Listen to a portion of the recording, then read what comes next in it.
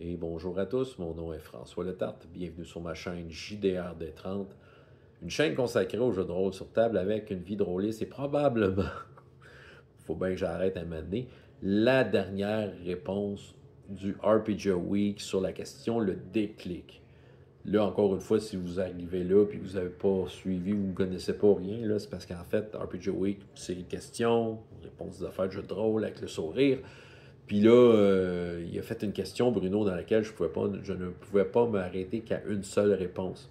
Le déclic, le moment dans le jeu de rôle qui fait que tu t'es retrouvé dans ta zone et tu sais, parle-moi-en.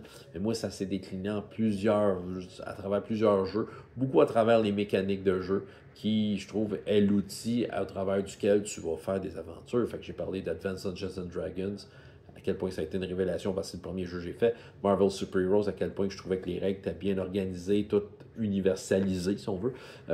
Star Wars D6, à quel point c'était une extension de ce que j'avais dans la tête. Basic Role Playing, à quel point c'était efficace ce système-là.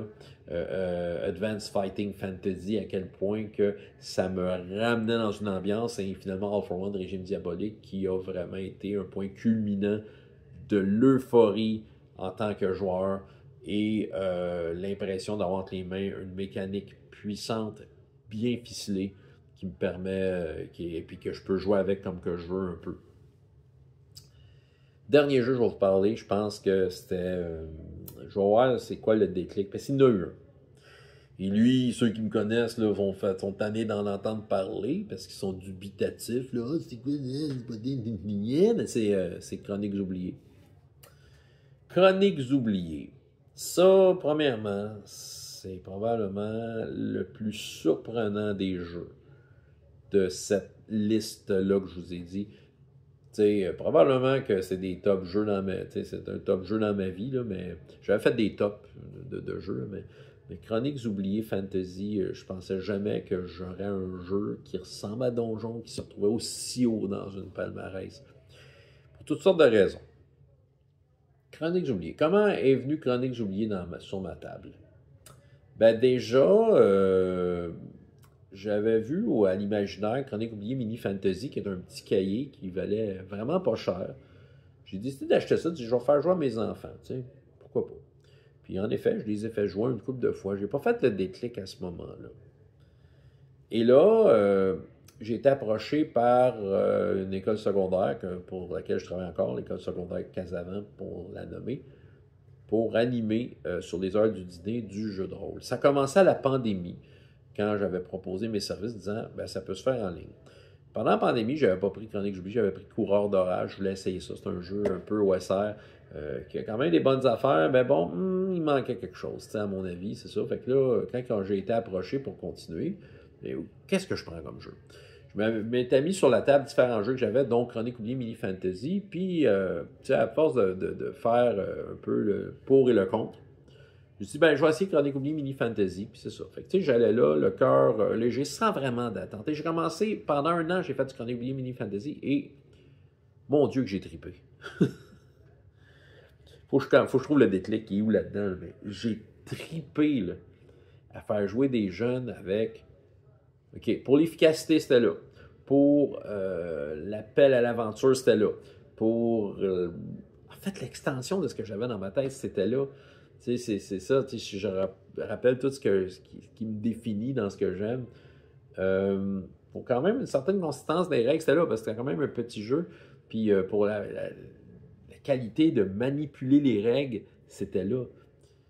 Je me sentais comme un meneur de jeu qui avait la main sur le gouvernail, puis que là, peu importe ce qui arrivait des joueurs, j'avais une réponse, je pouvais virer le gouvernail et faire des arbitrages justes tout en ayant de quoi d'amusant. Parce que c'est quand même un système à la donjon dans lequel tu as toutes les dés. Fait que, tu peux faire des combos de dés. Puis, j'inventais des règles qui n'existaient pas. Parce que le jeu te force à faire ça pour répondre à toutes les demandes et être juste. Puis je me souviens de séances, dont une que j'ai fait une vidéo, que vraiment, il s'était passé des poursuites, il y avait des engins volants, des portails, tout plein d'affaires qui arrivaient. Puis, en 45 minutes, parce que je fais des séances de 45 minutes avec les jeunes, là, il y avait une séance, entre autres, que c'était complètement délirant, un feu roulant d'affaires, puis les jeunes tripaient, riaient, on roulait des dés. Ça a été un déclic. Cette séance, peut-être cette séance-là, ouais, je pense que cette séance-là a été un déclic. Quand je suis sorti de là, j'étais complètement euphorique de ce que je venais de vivre, de dire, OK, j'ai réussi ça. J'ai réussi le pari de faire, avec 8 joueurs, pendant 45 minutes, faire triper tout le monde avait de quoi à faire, tout le monde, tu sais, puis j'avais l'impression que j'avais le contrôle. Le contrôle en tant que meneur de jeu, j'avais comme, tu sais, je tenais ma game dans les mains et pour le mieux, tu sais, pour le bien de tous. Je pense que c'est ça le déclic. Je pense que c'est, ouais, je pense que c'est ça le déclic. C'est le déclic au niveau de à quel point que j'étais, mon assurance de meneur de jeu était là. J'étais, tu sais, j'étais planté comme un meneur de jeu à terre. J'étais alerte. Et ce jeu-là était à mon service. Vraiment.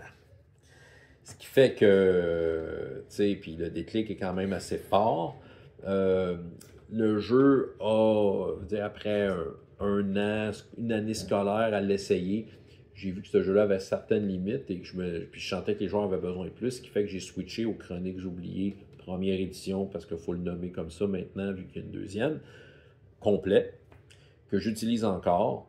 Fait que là, c'est, mettons, je suis rendu à 3 ans, dans ma 3e année d'utilisation de Chroniques oubliées, puis je retrouve toujours le même aplomb en tant que meneur de jeu. Je me sens solide comme du roc, je me sens confiant, puis ce jeu-là ne me déçoit pas. Tu sais, vraiment pas.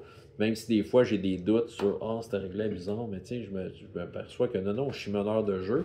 Et ce jeu-là m'invite à être un meneur de jeu, à être quelqu'un de solide, de planté. Et c'est quelque chose, tu sais, c'est ça qui. Je pense que c'est quelque chose que j'aime dans le jeu de rôle, c'est d'avoir cette sensation-là. Parce que je sais que si je suis là, solide et en contrôle, comme j'ai dit juste un peu avant, mais ça va être pour le bien de tout le monde. Tu sais, je vais être bien plus à l'écoute, bien plus alerte, bien plus. Tu sais, je vais avoir la réponse à tout rapidement. Puis, et le tout dans la bonne humeur, parce que ce jeu-là me rend de bonne humeur. Alors, j'espère que j'ai répondu correctement. Déclic après, je ne sais plus combien de vidéos, 7 vidéos. Advanced Fighting Fantasy, Marvel Superheroes, Star Wars, Basic, Advanced Fighting Fantasy. 7 vidéos, je suis à la 7e vidéo. J'espère que j'ai. En tout cas, sinon, je recommence pas tout ça. Là. Oh non. Ok, François Letard, JDR des 30, et jusqu'à la prochaine fois. Il y a autant de plaisir dans la vie que dans les jeux. Au revoir.